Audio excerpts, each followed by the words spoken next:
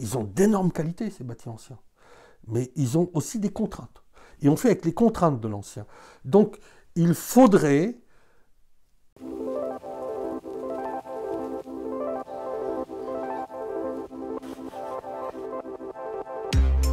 Dans une autre marmite.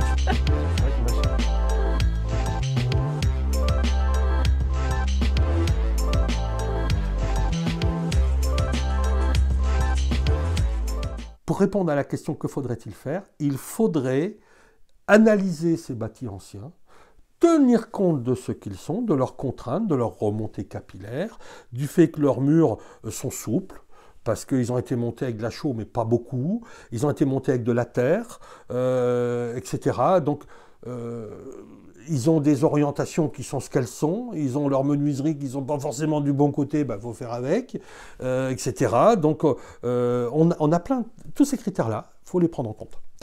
Et ça, malheureusement, je ne connais pas d'école qui forme à ça. Il y a donc une carence dans cette fonction, dans cette capacité. Je ne dis pas dans ce métier, parce que ça n'en est pas un, c'est une fonction. Après, une fois qu'on aura déterminé la fonction, on pourra peut-être en faire un métier. Mais pour le moment, cette fonction, elle a besoin d'être remplie, et on n'a pas les gens formés pour la remplir. Alors on a des gens qui, parce qu'ils sont passionnés, comme j'ai pu l'être, voilà, j'ai acquis des connaissances, des compétences, etc. Et je pense pouvoir dire aujourd'hui que j'ai quelques compétences à analyser un bâti ancien. Mais on est trop peu nombreux. Il faudrait que, sur l'ensemble du territoire, je verrais bien qu'il y ait au moins une personne ayant cette capacité à remplir cette fonction, au plus loin, à 20 ou 30 km de là où moi j'ai envie d'acheter, donc de tout lieu du territoire. Il faudrait mailler ce territoire. Donc voilà, il faudrait déjà se poser ça. Parce qu'on est dans le bâtiment, un petit peu comme ça se passe si on faisait un parallèle avec la médecine. Les gens achètent un bâti ancien, ils disent il faut atteindre un confort moderne. On ne devrait pas attendre d'avoir des moisissures dans sa maison ou des phénomènes de condensation sur son mur pour dire « Allô, monsieur l'architecte, qu'est-ce que vous me conseillez ? Allô, monsieur le maître d'œuvre, qu'est-ce que vous me conseillez ? Allô, monsieur l'artisan, qu'est-ce que vous me conseillez ?» On est déjà malade. Il aurait peut-être fallu y penser avant d'être malade. Donc on va se mettre dans le cadre de la médecine chinoise, on va voir notre médecin chinois qui dit quels ont été vos antécédents, quel est votre milieu à vous, milieu en tant que... Comment vous vivez, quels sont vos antécédents familiaux, etc. Quels sont les risques auxquels vous êtes exposés. Et ça, je ne suis pas malade. Donc, il analyse ça. Et ça, c'est une maison ancienne qui n'a pas encore été transformée. Donc, elle est dans son jus, comme on dit. Donc, ça, c'est parfait. Et moi, je fais de l'analyse de maisons. Et je vais analyser beaucoup de maisons qui ont déjà subi les outrages. Parce que, malheureusement, souvent, on leur fait subir des outrages. Notamment cette maison avec le crépissement qui avait été mis dessus. Voilà, ça c'est un outrage. Et donc à partir de là, il y a des pathologies. Et mon médecin chinois généraliste me dit, vous avez telle pathologie, va falloir vous faire soigner. Et cette pathologie-là, je la connais, elle est simple. Voilà, je vais vous faire la prescription, vous allez faire ça, ça, ça, et je vais chez le pharmacien, j'achète les médicaments. S'il me faut une piqûre, je vais voir l'infirmier ou l'infirmière qui va me faire la piqûre, etc. Et tout va aller bien. Et dans le bâtiment, on n'a pas de médecin généraliste. On a donné un nom, c'est l'habitologue. Et je pense qu'il faut qu'on participe et qu'on aide à créer pas créer la fonction, parce que le besoin est là, mais créer la réponse au besoin qui va justement être le remplissage de la fonction qui va amener à cette profession qu'est l'habitologue qui fera de l'habitologie. Et donc, alors, c'est des mots qu'on a inventés, peut-être un jour on sera très célèbre, et toi particulièrement, puisque c'est toi qui as trouvé ce nom d'habitologue, et on pourra dire, grâce à Geoffrey, un mot nouveau est dans le Larousse. En faisant le parallèle, en t'écoutant, que j'ai eu cette idée. C'est toi qui l'as eu. Il faut rendre à César ce qui revient à César. Aujourd'hui, qu'est-ce qu'on fait ? On va directement faire venir le spécialiste. Le spécialiste qui peut être un architecte, qui est un spécialiste de la conception, de l'organisation des volumes, de l'organisation de la lumière, etc. Mais ce n'est pas un spécialiste du concept technique d'un bâtiment. Ce n'est pas son rôle. Il n'a pas été formé à ça. Ça ne veut pas dire qu'il est incompétent dans son domaine. Non, ça veut dire qu'aujourd'hui, et parmi les questions qu'on a posées, on a eu beaucoup de réponses où les gens nous disent qu'ils n'ont pas confiance en l'architecte, Ouais. qu'ils se méfient de l'architecte. Et moi, je suis désolé de ça. Sauf qu'on attend d'eux ce pourquoi ils n'ont pas été formés. C'est-à-dire qu'il y a une défiance entre ceux qui font, ceux qui préconisent, ceux qui dessinent, et leurs clients. Oui. Et ça, c'est dramatique. Parce que C'est dramatique. il faut recréer ce lien de confiance. Mais oui, et on a beaucoup de gens qui, parce qu'aujourd'hui, on a tous plus ou moins un ordinateur où on peut acheter du calque, une petite table à tracer, et on a des notions de dessin, etc. Et on est tous capables de dessiner une maison, on est tous capables de dessiner, etc. Sauf que on aura aligné des traits, on aura créé des volumes, mais on n'a pas la science d'organiser ça par rapport au terrain, d'organiser ça par rapport à ma façon de vivre à moi. J'aimerais que mon habitat soit comme ci, comme ça, par rapport à la gestion des déplacements, la gestion de la lumière, etc. Et ça, c'est le métier, c'est le cœur de métier de l'architecte. Et demandons-lui ça. Alors, dans toutes les professions, il y a des bons et des mauvais. Ouais, je connais beaucoup de mauvais artisans, mais j'en connais encore bien plus de bons. Je connais quelques architectes, j'aimerais pas leur confier la conception de ma maison. Bon, mais l'immense majorité des architectes, et j'en côtoie beaucoup, sont des gens extrêmement compétents, mais dans leur domaine. Et leur domaine, ça n'est pas d'aller analyser un mortier. Alors, il y a quelques architectes qui sont en capacité de le faire. Je travaille un petit peu avec Stéphane, par exemple. Ben, ok, mais parce que lui, il est passionné de ça, parce qu'il a fait l'effort d'aller se faire des stages, se former, de s'informer, de lire, de décortiquer pour comprendre les bâtis anciens. Il est capable d'aller intervenir sur des bâtis anciens, mais ce n'est pas parce qu'il est architecte. C'est parce qu'au-delà de ses activités d'architecte, il a fait cet effort personnel d'aller vers ça. Pour faire un parallèle avec la médecine et l'habitat, quand on va voir un artisan pour lui demander conseil, c'est comme si je vais demander à mon infirmier ou mon infirmière, parce que lui, il est le spécialiste de l'acte, et moi, je m'adresse au spécialiste de l'acte pour me dire ce qu'il faudrait. Lui, il me dit, mais moi, je peux te faire un pansement, je peux te faire une piqûre, mais qu'est-ce qu'il va falloir que je prévoie en parallèle du pansement ou qu'est-ce qu'il va falloir comme piqûre? C'est pas mon job. Et l'artisan, ben, lui, c'est déjà pas rien. Je l'ai été artisan. C'est énorme d'être déjà un très bon spécialiste dans son domaine. C'est déjà énorme. Et faisons déjà que tous nos artisans soient des bons spécialistes dans leur domaine. Et comme dit l'adage populaire, si chacun fait son métier, les vaches seront bien gardées. Et donc, le problème étant que dans le bâtiment, eh bien, quand je fais tous ces parallèles-là, eh bien, je n'ai pas de généraliste. Et les vaches ne peuvent pas être bien gardées. Et comme les vaches sont mal gardées... Il y a même des personnes qui ont ces compétences, mais qui ne savent pas les mettre en avant. Parce que ça ressort aussi du sondage qu'on a fait. Il y a aussi une méfiance du béotien, de la personne qui va avoir besoin de résoudre son problème, qui nous dit, mais comment savoir à quel artisan s'adresser et trouver le bon artisan? Alors, quel artisan s'adresser? L'habitologue. Lui, il va être capable de dire, votre problème que vous voulez résoudre relève du maçon, du plombier, du chauffagiste, de l'électricien, de l'isolateur, de l'étancheur, etc., etc. Lui, il va pouvoir dire, allez voir un tel.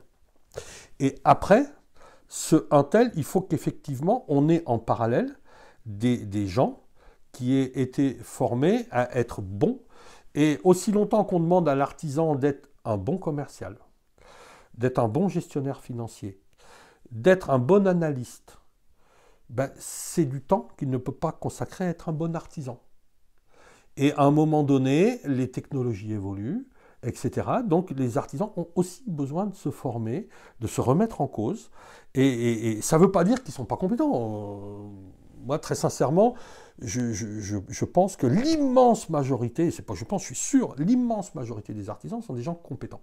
Ceux qui le sont moins sont souvent des nouveaux arrivés sur le marché qui saisissent des opportunités et qui ont plus travaillé comment je pourrais récupérer les subventions et en me formant à minima pour pouvoir quand même aller capter le client et prendre les ronds. Et celui-là, il a plus le souci de ménager son business que de résoudre le problème de son client. Et le bon artisan est celui qui n'oublie pas qu'il fait un business, parce qu'il est normal que l'artisan vive et vive bien de son boulot. Normal. Mais il a avant tout l'idée de résoudre au mieux le problème de son client. Et pour que le problème soit bien résolu, il faut qu'il soit bien posé. Et il faut qu'il soit constaté dans la réalité de son existence, qu'il y ait donc un bon diagnostic posé. Et on revient toujours au cœur de ce que devrait être l'action gouvernementale. Toutes les incitations, c'est donnons aux gens une profession, créons cette profession, donnons les compétences à des gens pour remplir cette fonction, pour pouvoir apporter, faire le bon diagnostic, proposer la bonne solution, et organisons pour que ces professionnels soient possibles à trouver par le béotien. Parce que le problème du béotien, moi, si j'ai de la moisissure dans ma maison, je ne sais pas à qui m'adresser. Je vais faire venir un professionnel de la qualité de l'air dans la maison qui va me dire votre air n'est pas bon, vous avez des spores de champignons qui se baladent là-dedans, de moisissures et tout, c'est pas bon. Donc vous avez des moisissures, il faut éradiquer les moisissures. Ah ok, comment je fais pour éradiquer les moisissures? Les moisissures, elles sont liées à quoi? Est-ce que c'est un manque de perspirance de mon mur? Est-ce que c'est un apport de remontée capillaire excessif qui est mal géré? Est-ce que c'est un renouvellement d'air qui est insuffisant? Est-ce que c'est un balayage du renouvellement d'air qui n'est pas bon?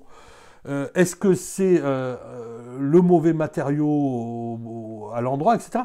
Donc voilà, il faut faire toute cette analyse-là. Et aujourd'hui, ce qui ressort de l'analyse que l'on a faite, enfin pas de l'analyse, du sondage que l'on a fait, c'est qu'il y a une méfiance vis-à-vis des professionnels, particulièrement des architectes et des artisans, et moi j'en suis désolé parce que l'immense majorité des architectes et des artisans que je connais sont de bons professionnels qui ont pour souci de répondre à l'attente de leurs clients, mais ils n'ont pas forcément les armes. Et pour avoir les armes, ils sont obligés d'aller les chercher ailleurs. Et à ce moment-là, peut-être que leur fonction va être de devenir habitologue. Pourquoi pas ? Peut-être que ça va être une fonction complémentaire à leur fonction d'origine.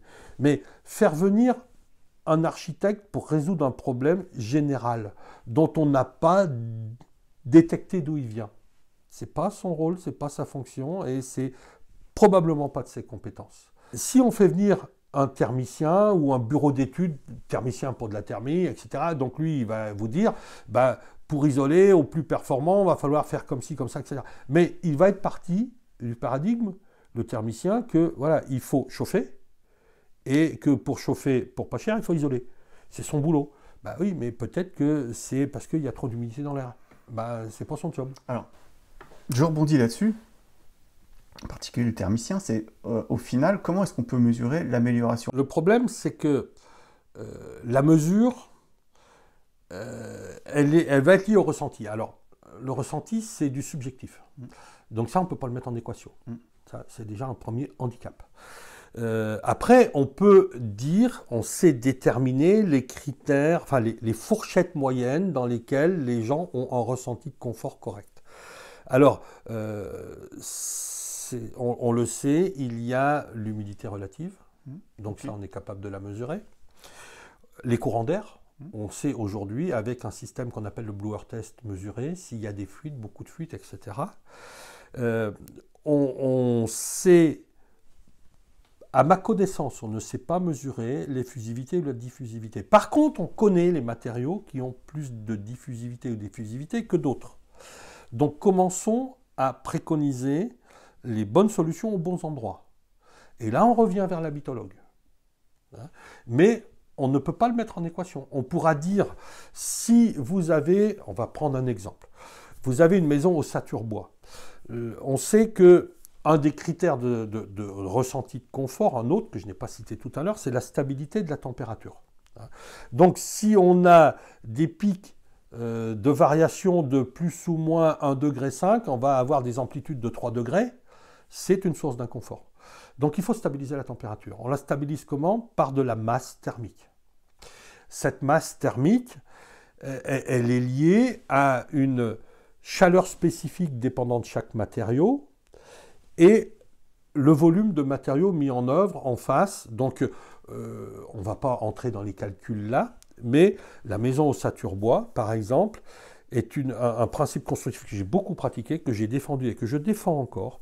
Je crois aussi beaucoup à la maison paille, etc. J'ai beaucoup d'endroits où je pense qu'il y a des pistes, pour le neuf, hein, j'entends là. Hein. Mais ces maisons ont pour handicap d'avoir, particulièrement la maison ossature bois, peu d'inertie. Il faut leur amener de l'inertie, parce qu'autrement, il faut jongler sur la température intérieure extrêmement finement, c'est-à-dire avoir des thermostats qui soient très sensibles, etc. Et là, on tend vers le high-tech. Et le high-tech, plus on est vers le high-tech, plus c'est difficile à maîtriser, et plus le béotien a du mal à comprendre comment ça marche. Et partant de là, il l'exploite mal. Alors on lui donne un outil extraordinaire, on lui donne un avion de chasse, mais pas de chance, il sait faire du vélo. Et ben, l'avion de chasse ne va pas lui servir à grand-chose. Hein. Donc, si on tend, pour améliorer une ossature bois, par exemple, on va dire qu'il faut amener de la masse. Bon. On peut l'amener de plusieurs façons. On peut l'amener avec un isolant, par exemple. Il y a des isolants qui ont une chaleur spécifique beaucoup plus importante, une densité plus importante. On va comparer un isolant d'origine minérale et un isolant d'origine végétale.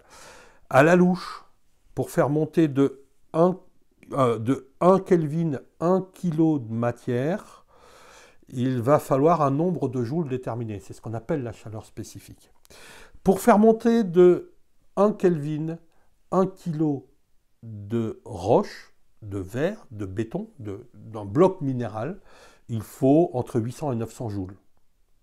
Pour faire monter de 1 Kelvin 1 kg de matière végétale, herbe, bois, paille, lin, chanvre, différentes matières, hein, il faut entre 1800 et 2200 joules. On se donne des fourchettes larges. Mais on peut, si on revient vers la moyenne, on dit qu'il faut 850 joules d'un côté et il en faut 2000 de l'autre. Donc, si j'ai 1 kg de chaque matière dans un volume déterminé, ils vont forcément, compte tenu du nombre de joules qu'il leur faut pour monter de 1 Kelvin, ils accumulent beaucoup plus de calories. Eh bien, ce kilo de matière ne va pas amener la même chose. Et après, en fonction de la densité, je vais avoir dans un mètre cube plus ou moins de kilos de matière. Et un isolant minéral, il a pour principal avantage d'avoir un excellent lambda, mais il a peu de chaleur spécifique et il a une faible densité. Un isolant végétal a moins de lambda, donc il va laisser plus de calories sortir, mais par contre il a plus de chaleur spécifique, il va donc la laisser sortir moins vite, et ce faisant il va monter en température, et donc il va m'amener de l'inertie. Donc si je ne mise que sur l'isolation, je ne mise que sur le lambda. Mais l'isolation n'est là que pour me permettre de chauffer à une température déterminée en consommant peu. Elle ne sait pas faire autre chose. Le lambda, c'est sa fonction. Alors après, on peut chercher les poux dans la tête, hein, mais c'est quand même dans la base, c'est ça. Et donc si par contre je fais le choix d'un isolant qui a un peu moins de lambda, mais de la chaleur spécifique et une densité supérieure, je vais faire que ma paroi, pour avoir mes 20 degrés dedans, eh bien, j'ai une paroi qui, au niveau de l'isolant, va être à 12 ou 14 degrés, et une autre qui va être à 16 ou 18 degrés.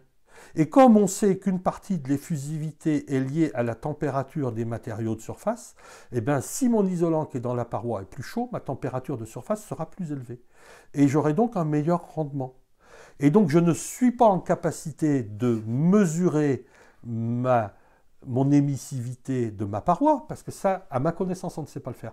Mais je suis en capacité de dire, tel matériau, dans telles conditions, aura un meilleur rendement.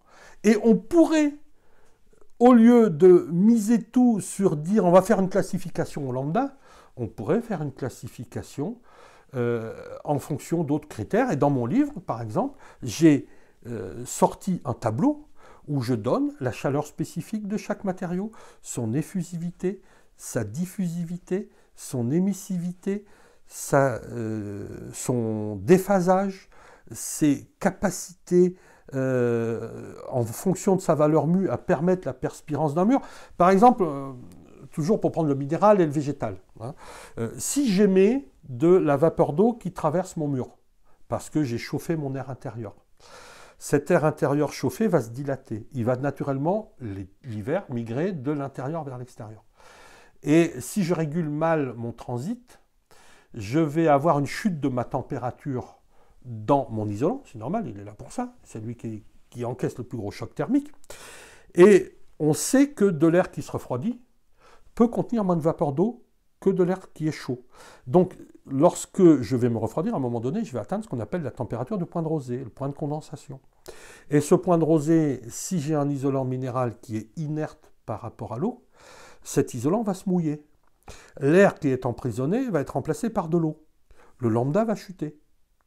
Et en théorie, j'aurais eu effectivement en laboratoire un matériau qui est testé avec des humidités relatives contrôlées en parois chaudes et en parois froides, donc j'empêche toute possibilité de condensation, et j'ai donc un matériau qui sur le papier est parfait.